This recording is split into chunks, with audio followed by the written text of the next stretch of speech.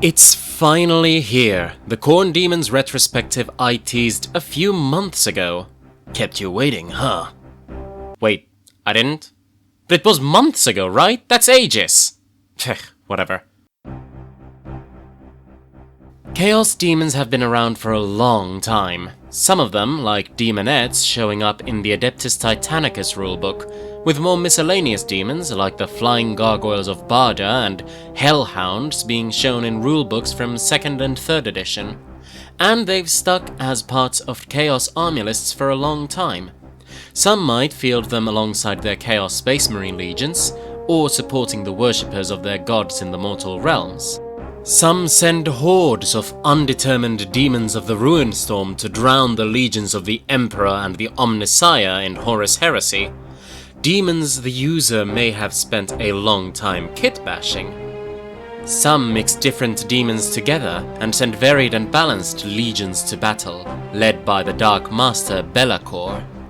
I, on the other hand, have enough Khorne Demons to make a 3,255 point army in 40k 10th edition, 3,527 point army in Heresy 3rd, 4,060 in Age of Sigmar 4th, and 4,851 points in the Old World. All because I want to have at least one of each era of Khornate Demon in my collection. Go ahead and call me Trazen the Infinite if you like.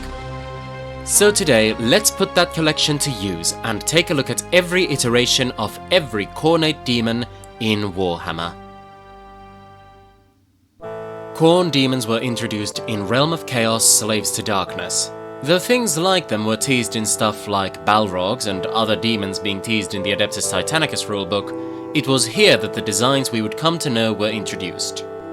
I've discussed the types of demons in specific, so this will be exclusively focusing on the miniatures themselves, primarily talking about the aesthetic style GW went for, and my own thoughts on the minis.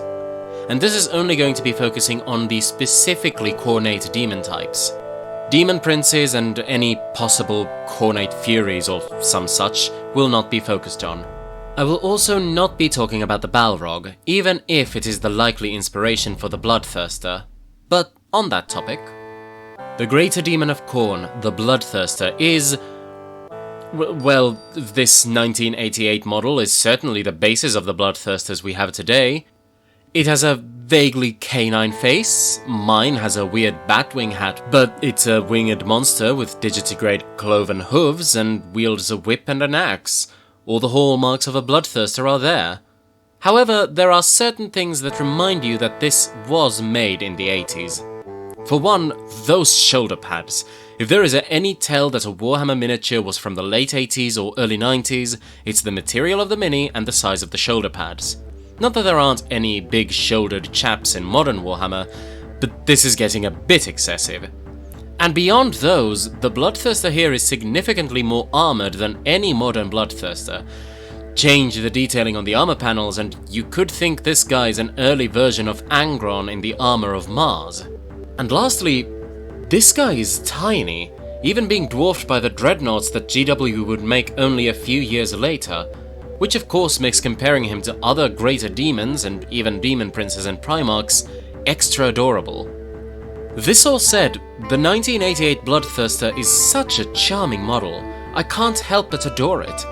It has a scrunkly charm that can only really be found in miniatures of this age, made all the more adorable by its little doggy snout and posture check begging neck pose, and it does still get to look down upon the puny mortals that would challenge it, even in modern miniatures. This was not the only design the Bloodthirster would get. Only one sculpt was made for the wings, probably the same as the Balrog got in some of those older releases, but you had 3 whip options, 3 axe options, 2 body sculpts, and 6 head sculpts. My chap has body 1, head 1, axe 3, and whip 2. Though I do want to get a few other heads as well, at some point. Indeed, I believe that head 3 was the design on which the HeroQuest gargoyle was based. And for completeness' sake, I'll talk about the gargoyle here. The gargoyle was, as far as I can find, originally meant to be a Bloodthirster, but as the game was intended for a younger audience, MB Games decided to change it into a gargoyle that was simply made to look like a Bloodthirster. The closest I have to that original gargoyle model is this pair of wings that I got when I bought the beastie champion that's in my Slaanesh army.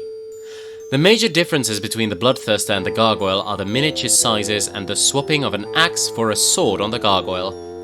But other than that, the two sculpts are fairly similar, down to the worrisome neck position. And speaking of bad posture, the Bloodletters are in a league of their own when it comes to back problems.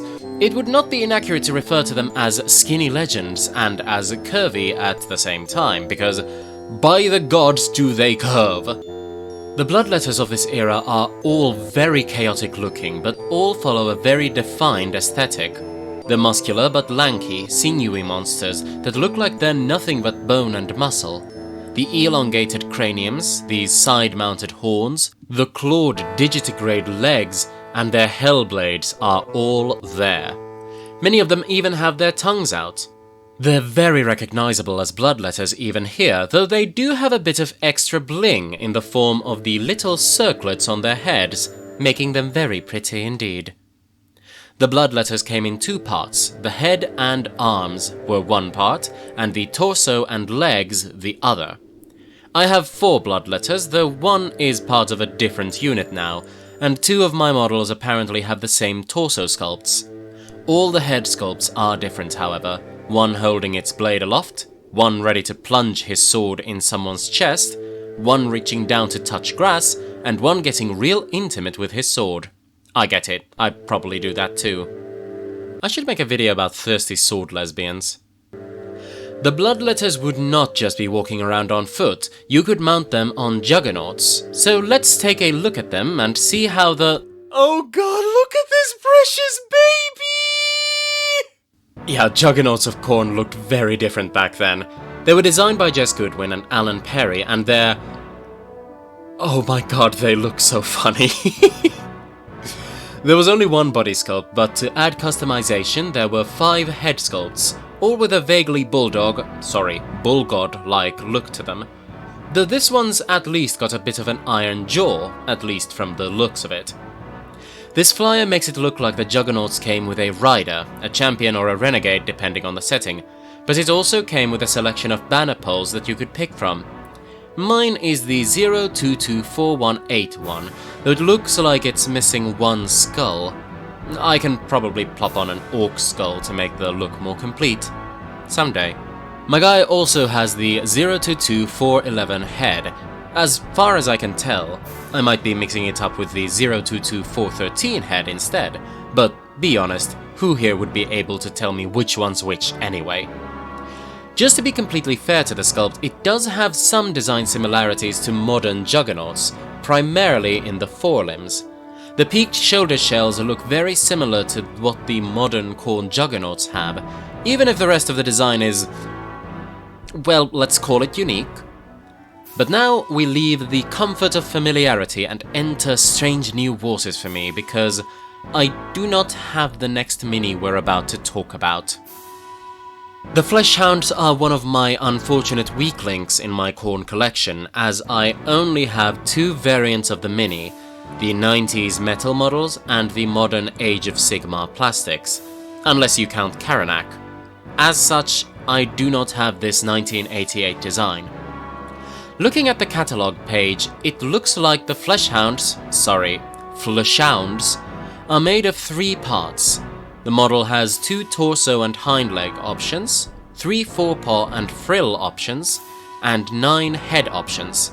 Much like the Bloodletters, the Fleshhounds are lanky and lean, sinewy little beasts, with a massive frill on the underside of their neck. However, it's very obvious that these are meant to be dogs. The muzzles are unmistakably dog-like. They have little ears, only the tail and frills really give away that these are anything but particularly lanky Rottweilers. As I mentioned, I do not have these minis, but like the Bloodletters, you can tell that these designs inspired the Fleshhounds we have today, and I can't help but love them. I do desperately want to get my hands on these. Maybe someday. The Bloodletter and Fleshhound designs would not remain in this form long. In 1994, coinciding with the release of the Warhammer Army's Chaos book, the Bloodletters and Fleshhounds would get their first redesign. Let's start with the Bloodletters.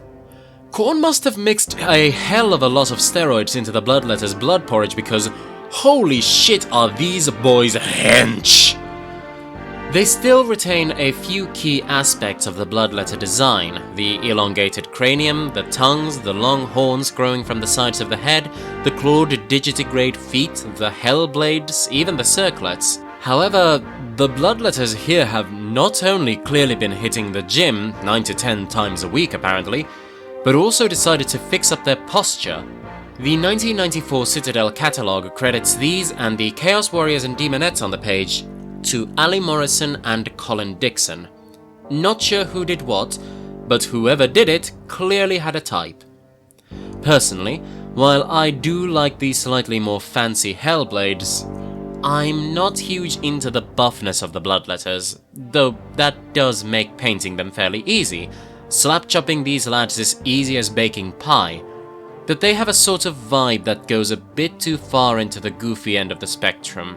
I know, sacrilegious, Lilly doesn't like the 90s model because it's too goofy, but this is just a bit much for me. The Fleshhounds, on the other hand, have decided to drop the hound from their aesthetic. These puppies have, for the most part, firmly entered the realm of the reptiles, looking much more like dinosaurs than hellhounds. Granted, this one sculpt does look a bit more dog-like. The overall anatomy does look dog-like as well, so that's nice. These were sculpted by the legendary monster maker herself, Trish Carden, and you can tell because regardless of how weird these look for Fleshhounds, I can't help but love these puppies. Although, what I don't like is the fact that they're 4-part metal sculpts, with the tails constantly popping off. I've had to leave many of their tails fully off them because they just refuse to stay put, no matter how much I pin. 1996 saw another release for Khorne, updating the Juggernaut of Khorne. It once more comes with a mortal rider, this time a World Eater's Berserker Lord. The Juggernaut has now fully left the realm of looking like a Moomin and has adopted the design that we would recognize today. A few things are different, mostly the subdued snoot horns and the more boxy shoulder armor, but otherwise, this is the design of the Juggernaut we'd see even today. This mini was designed by Dave Andrews and came in 7 parts: the torso, the hind and back legs, the head and the faceplate. Surprisingly, despite being a big metal model, there were tabs and slots built in that made assembling this behemoth rather simple. The biggest challenge for me was assembling the one leaning against a rock, since that's not a pose the model was intended to have. And also, getting the Bloodletters to look natural mounted on the Juggernauts was rather challenging. The final update to the first line of Khorne Demons came around 1998, when a brand new line of Greater Demons was released. Importantly for us, we got a new Bloodthirster. This was another multi-part metal model, and like I complained in the Khorne Retrospective, would not stay put together no matter how much you pinned it. The model was again sculpted by Trish Carden and came in 9 parts: the individual wings, the legs, the torso, the tabard, the axe hand, the whip cord, and the head. The model you're seeing here is actually a later design, as it came with an alternative, more bestial head. The original head was significantly more humanoid, though that would become a feature for some Bloodthirster designs. Now, despite my bitchings, this one is a very clear evolution to what we would see in the Bloodthirster design today. An armored metal torso plate with practical shoulder plating, small thigh plates and some crotch flaps, leaving the rest of the demon comparatively unarmored. This is very much the design we see in Bloodthirsters today as well. Heck, the model even holds up size-wise today. This is a big chap, nowhere near as huge as the plastic models we'd see today, or even what would come only 10 years later, but still, these things dwarf the Mortal Minis and even Dreadnoughts of the time. Only the latter releases of the Defilers and Soul Grinders were bigger, at least in this specific era of Demon Minis. Around 2003-2004, GW released 2 campaign supplements, Warhammer Armies Storm of Chaos for Fantasy 6th edition and Codex Eye of Terror for 40k 3rd edition. Alongside these releases, GW released an updated range of lesser demons and demonic beasts for the 4 gods. Some of these are still iconic and fondly remembered today, like the very freaky looking horrors of Tzeentch and the Juan Diaz demonettes. Maybe one day I'll talk about Slaanesh and you can hear my god-awful takes on these minis. But the minis I'm going to be discussing today are the Bloodletters and, well, they're certainly different. Whereas the previous ones had been drinking steroid-laced blood, these ones have clearly been enjoying some goat's blood because they are so very different to the Bloodletters we had previously. The heads are no longer elongated, there are no visible tongues, they have cloven hooves, furry backs, the horns come from the top of their heads rather than the sides, and what the hell happened to the Hellblades? These aren't Hellblades, these are just axes. What is this insanity? Don't get me wrong, I don't mind these minis, they're very lovely looking Khorne gores, but Bloodletters? They look nothing like Bloodletters, let me tell you. This design did feature elsewhere as well. GW's War Master game utilized this aesthetic for the Bloodletters right down to using axes instead of swords. But all in all, as far as Bloodletter miniatures go, this design did not stick around for too long, being the shortest lived design of the lot.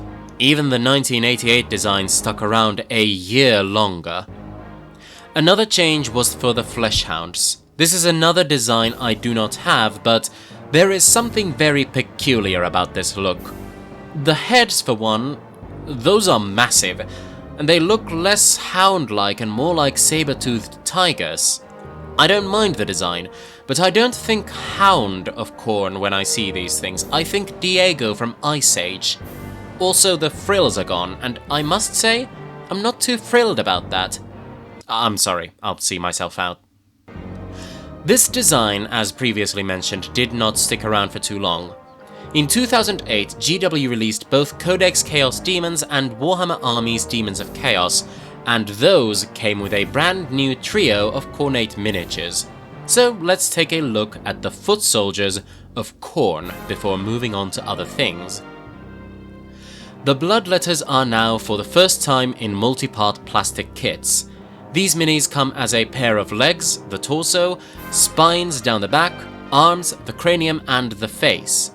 The design, while more bulked out, is still very clearly taking inspiration from the original 1988 Bloodletter model, with long, slim craniums, long, slender tongues, curving horns extending out from the sides of the head, and hunched, lanky frames held aloft by digitigrade legs on clawed feet. While posing them can be a little awkward, as some poses do seem to be more intended than others, I can't even fathom how many of my Bloodletters are shielding their face or accidentally dabbing. This kit has still aged rather well, and is the set of Bloodletters you will get when buying them for Age of Sigmar or Warhammer 40k. Possibly in the future, even Horus Heresy, considering apparently the new Burning of Prospero book gives rules for running Demons of Tzeentch armies, not just Ruinstone armies. This slot feels appropriate to talk about Demonic Heralds. This range refresh saw the release of 3 different miniatures for Demonic Heralds, and I'm going to talk about one variety here, what we'd now call the Bloodmaster. The Bloodmaster that was released in this range was a very dynamic design, charging forward with his blade of blood held to the back. I do not have this mini, though I do desperately want one. It is such a gorgeous looking design and genuinely, I think, an iconic look for the Herald, even if it lacks the decor of the modern design. Sticking to Bloodletters, but this time taking to the cavalry, it's time to talk Bloodcrushers. The first proper Bloodcrusher mini was a metal mini featuring the updated Bloodletter model mounted on an updated model for the Juggernaut of Khorne. Again, I do not have this specific one, but I do have the later plastic kits based on this first miniature. The Juggernauts here are fantastic, a nice update on the previous design while giving them a massive bladed horn on the front of their faceplate and turning the shoulder pads more akin to the old 1988 ones. The feet have also been turned from claws on the 90s model back to hooves as well. The bloodletter is mounted on the back and has a little chain link attached to the Juggernaut's collar, but there is something I want to point out. Namely, that getting the chain link to stick to the Juggernaut's collar is absolutely an exercise in futility. It is absolutely impossible to pose the bloodletter comfortably while making the chain stick to the Juggernaut's collar, something I'm happy to see GW's official builders and painters also had trouble with, as you can see here. And speaking of this specific model, let's talk about the next Herald Mini. The Skullmaster is staying very much in a similar ballpark, vibes-wise, to the Bloodmaster, charging forward, sword held aloft. Unfortunately, this model has not yet been updated and was removed from the GW web store, but it is a delightful mini. It was originally cast in metal and was later turned into a fine cast resin mini. While Blood Crushers are typically mounted on large oval bases, the Skullmaster is typically plopped onto a 60mm round base.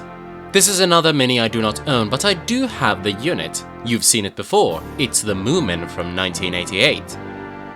The final updated non-character unit is the Fleshhounds, and these are again shifting out of the early 2000s look and embracing something older. These ones are following in the footsteps of the Juggernauts rather than the Bloodletters, and are taking on an aesthetic close to the 1990s Fleshhounds, having heavily scaled hides with a slightly more reptilian look, while still maintaining the canine stance.